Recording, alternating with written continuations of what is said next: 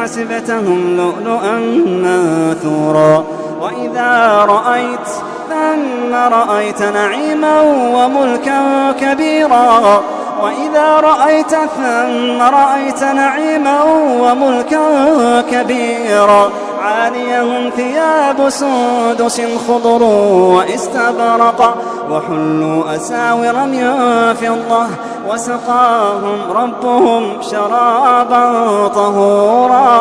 وسقاهم ربهم شرابا طهورا إن هذا كان لكم جزاء وكان سعيكم مشكورا عينا فيها تسمى سلسبيلا ويطوف عليهم ولدان مخلدون إذا رأيتهم حسبتهم